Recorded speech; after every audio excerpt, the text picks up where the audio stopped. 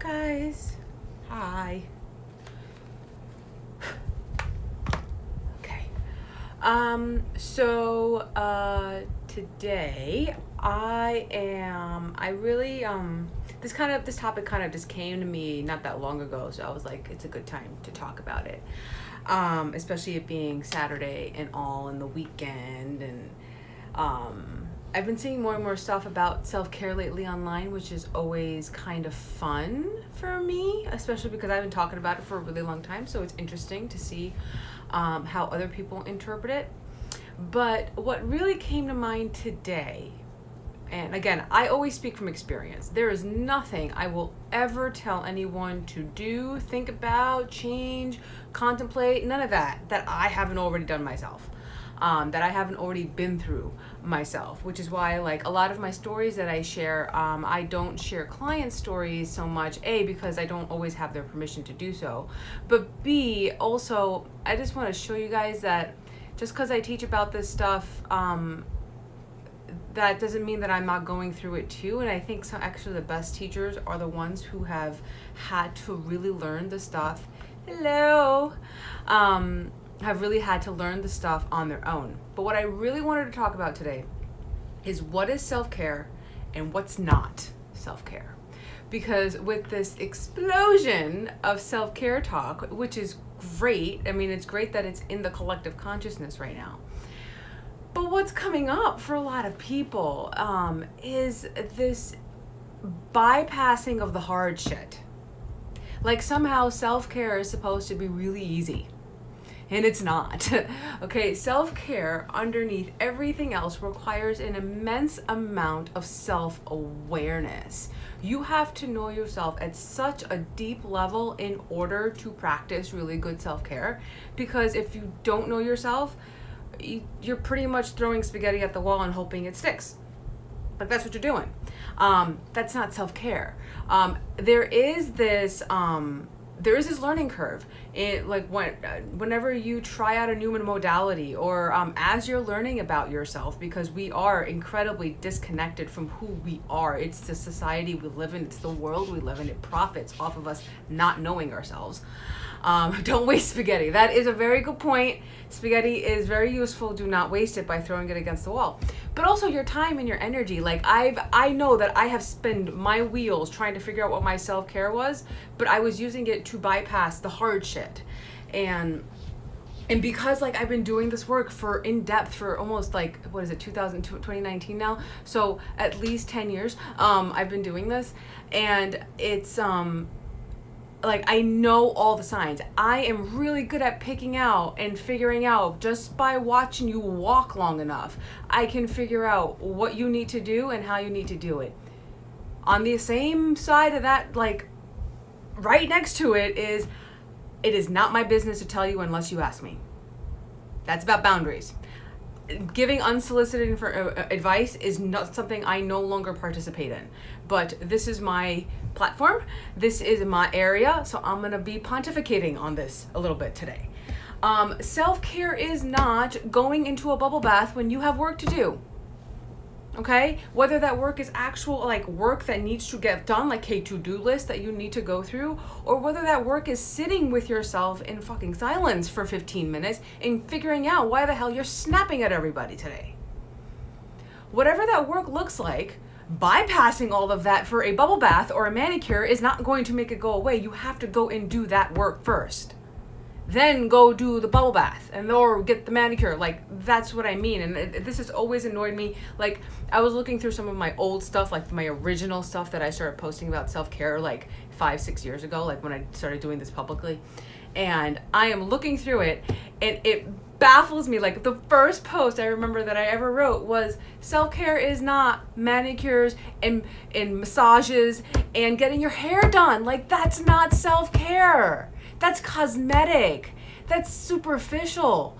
Oh, thank you, my tapestry. One of my old bosses got it for me, actually. I get a lot of gifts from the people I work for. This is one of them, and it came from me from Colorado, but thank you. And it baffles my mind why people still think they can bypass the hard shit. Like, we have now entered a phase in the world where you cannot bypass the hard shit. The world is profiting off of you not knowing yourself, off of you not taking care of yourself. The world is profiting. Somebody's making a profit off of you doing that. You not taking care of yourself, being disconnected from your body, from your thoughts, from your emotions, all of that is a profit for someone. So either you are going to give somebody a truckload of cash because you don't know who you are, or you can take that and turn it onto yourself and create that money for yourself by knowing who you are and not wasting your time and your energy because you just don't have it in you to figure out who you are. And it's a process. I've literally changed. I am somebody, look, I often berated myself for having this quality, and now I understand it, and I also put really firm boundaries around how I utilize it because it can get me into trouble. I always believe the best in everyone. Even if you have personally hurt me and I know that I personally cannot communicate or relate with you, I still believe that everyone can change.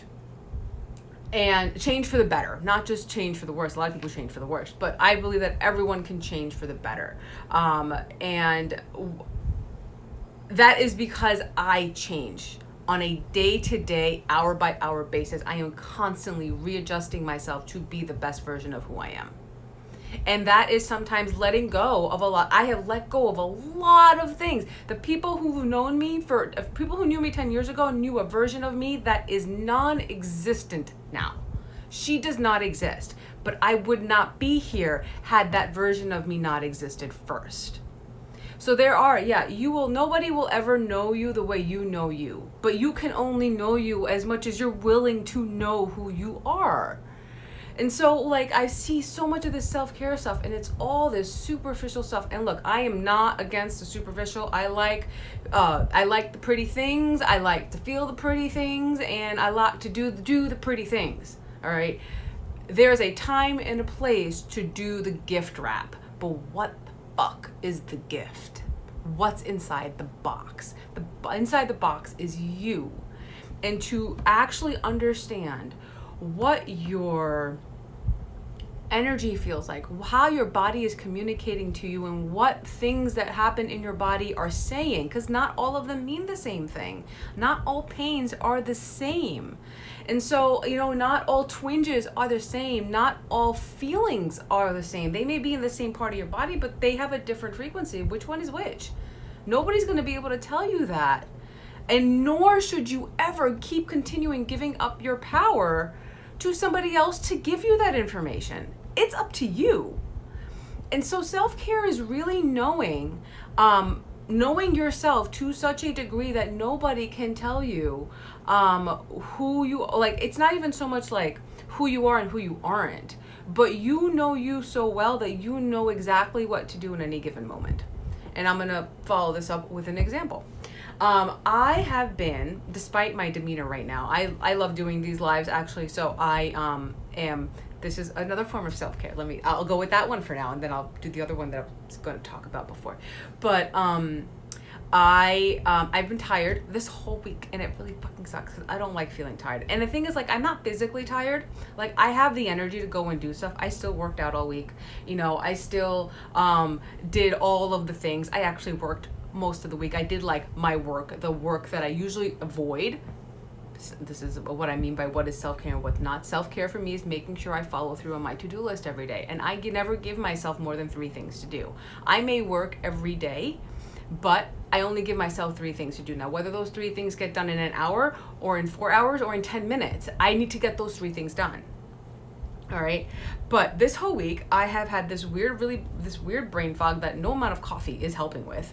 And I know it's because I am coming off of sugar and I'm doing a sugar detox, and it's really freaking annoying because sugar and me just don't get along. And most people, and this is true for most humans, we're not supposed to be eating the amount of sugar that's in our food right now. This is a rant that I will go on another day because I have been riled up about this for about 3 weeks, but this is not the time or the place right now. Anyway, so I'm going through the sugar detox. I'm in week 2. I get a burst of energy in week 2 where I will stop the detox instead of doing the full 30 days. And right now I'm actually going for a full 90 days so I can completely reset my metabolism. But I usually stop at the end of 2 weeks because I get stressed out, or I get bored, or I have enough energy where I think like it's good enough. And it's not for me because I have really big goals and really big dreams until for this year. And by the way, my year goes from my birthday to birthday, so I still have like 7 months for my year left. So I still have like really big projects that I finally feel I can get off the ground now. And I wanted to have, it's mostly like my brain. Everything I do is for my brain. Like my brain is my most important ally and my most important like touch point in everything I do.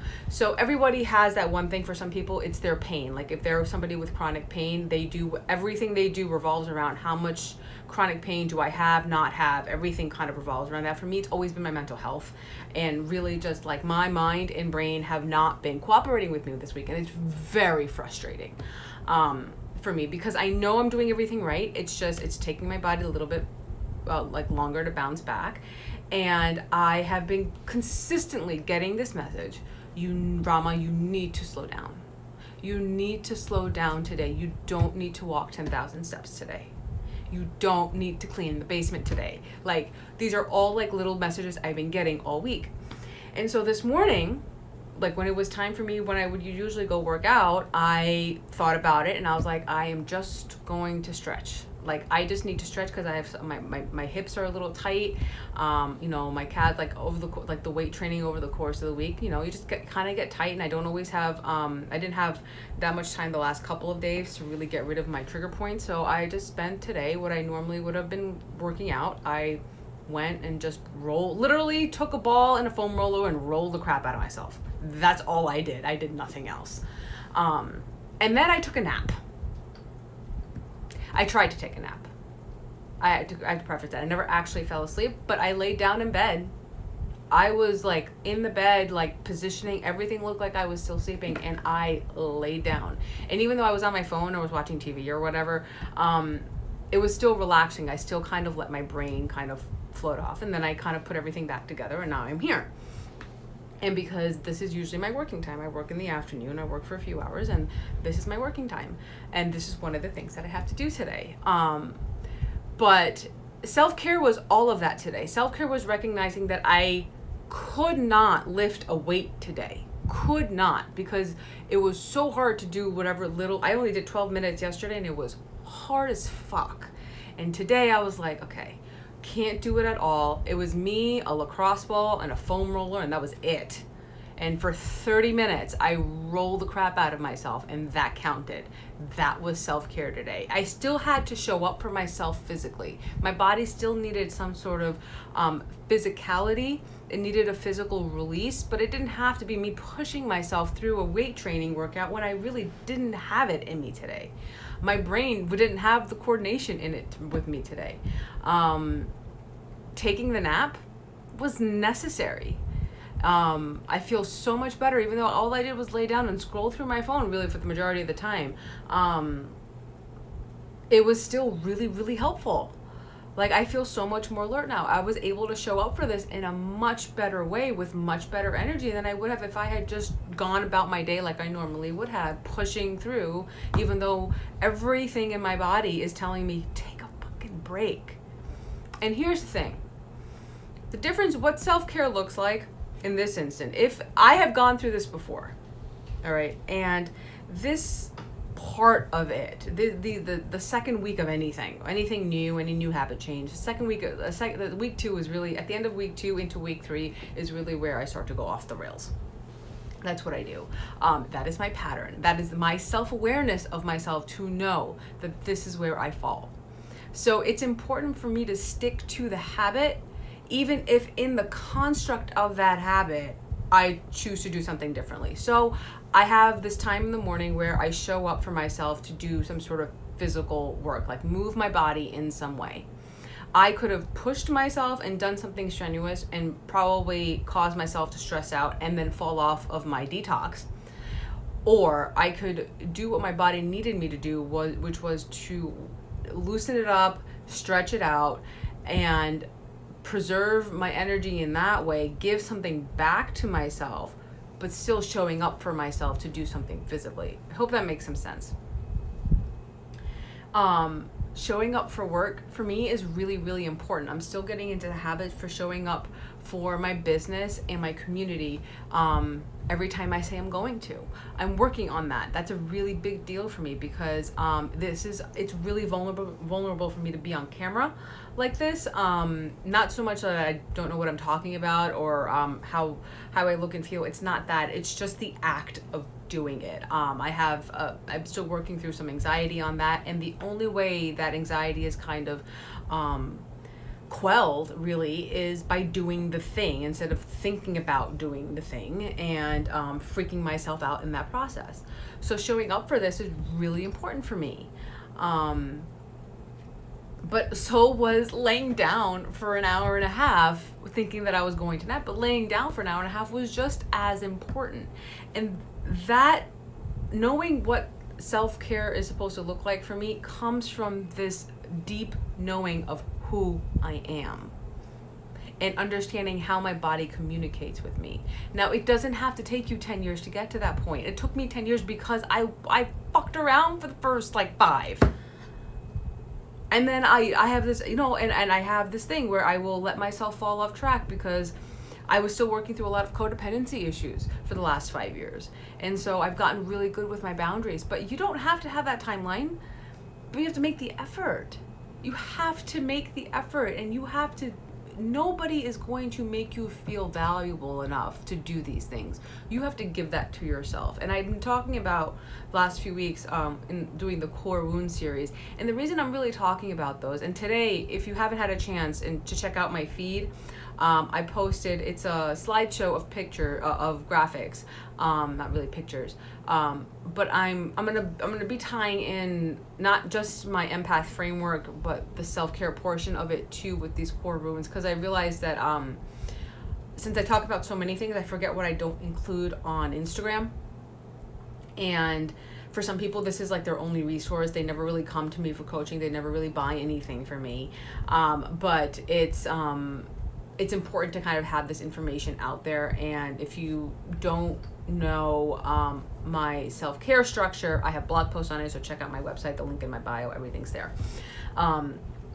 But what my post today was kind of breaking down what self-care looks like when you're working with your hypersensitivity core wound by each pillar, and why that's important, because you have to, there's some hard things to do when you're working through these core wounds. And for me, codependency is a big core wound.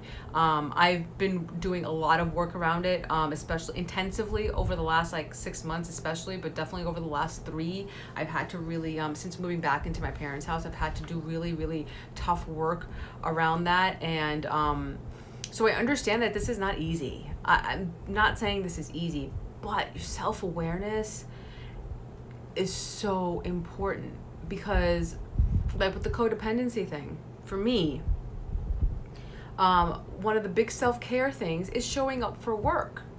My work, not showing up for other people, but having that very strict boundary around my work time and knowing that this is my work time.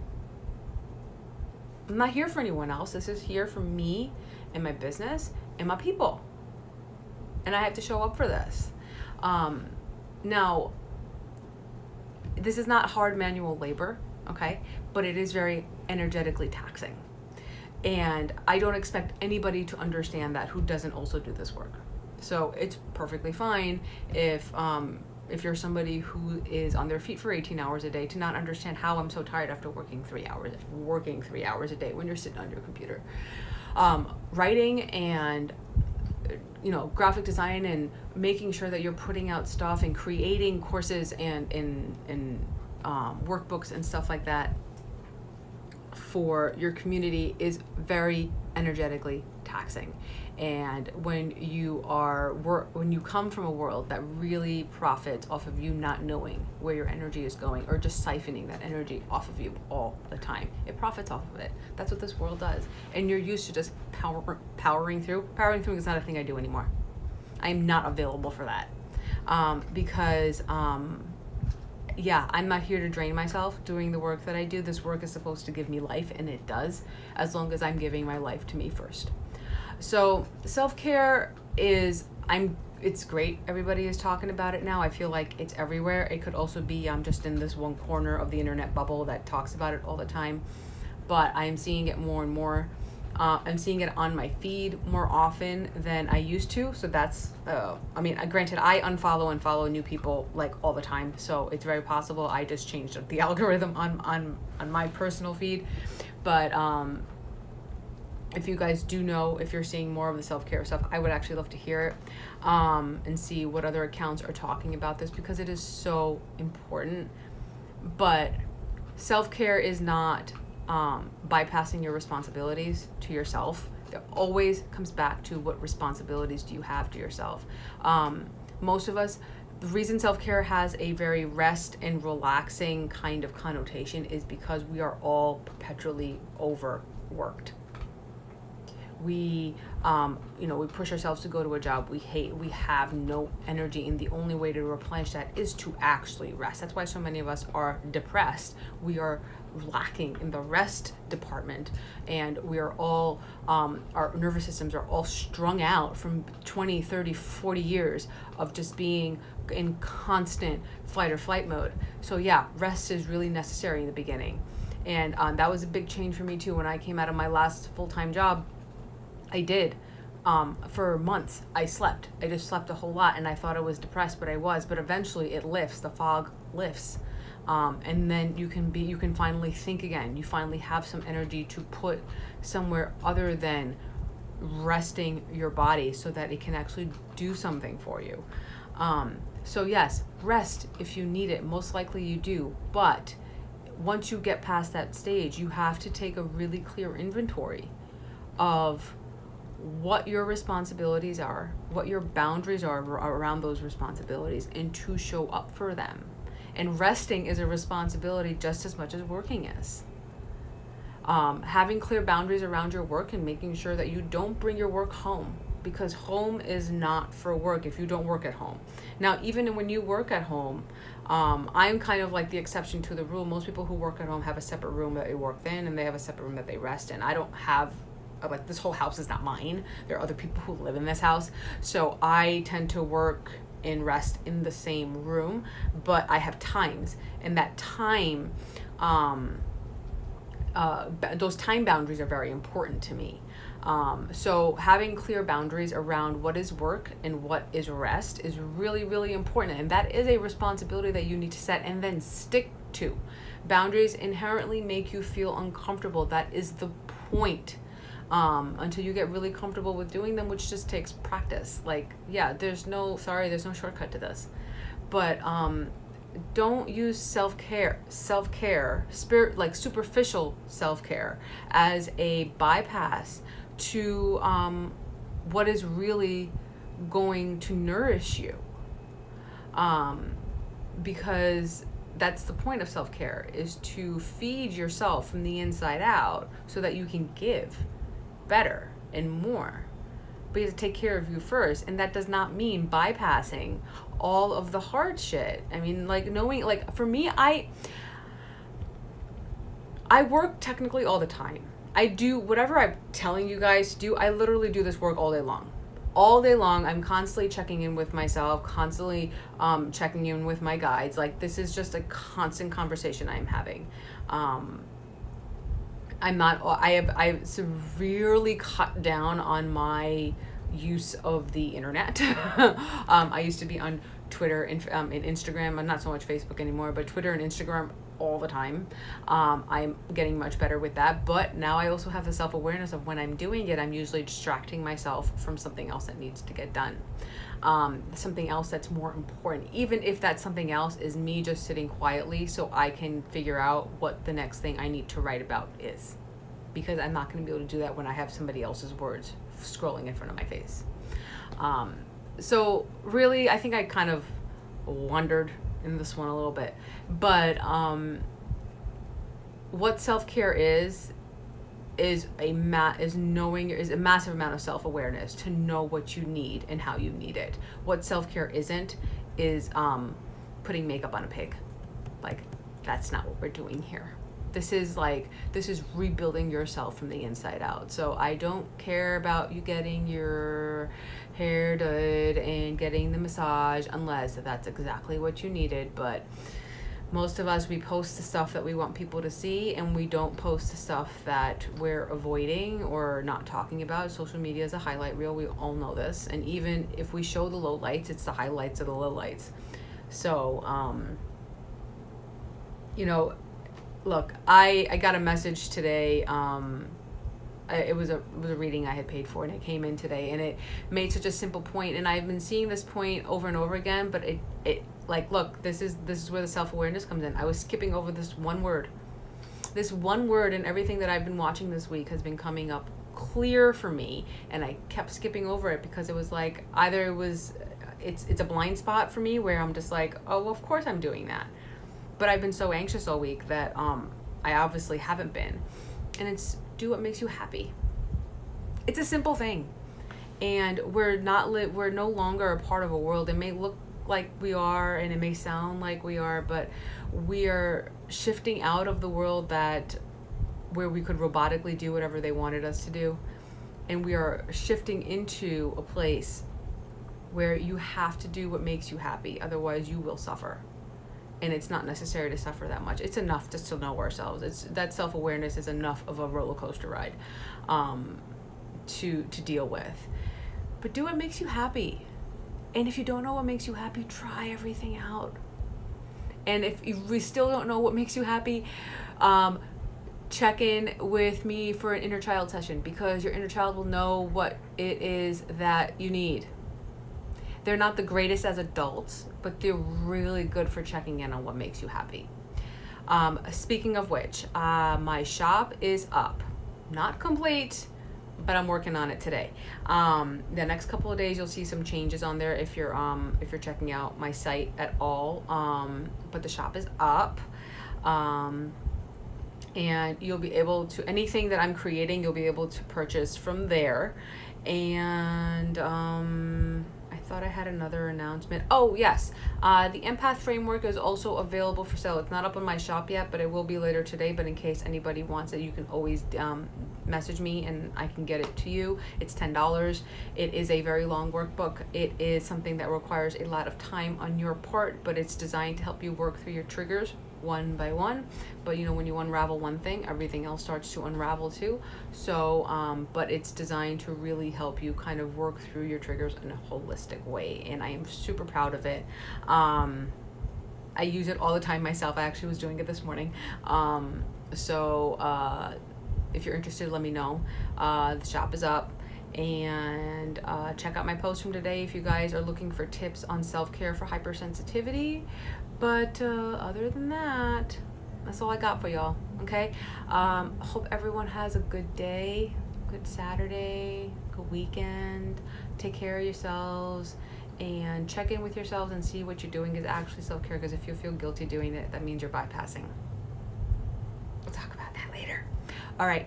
I love you guys. See y'all soon. Bye-bye.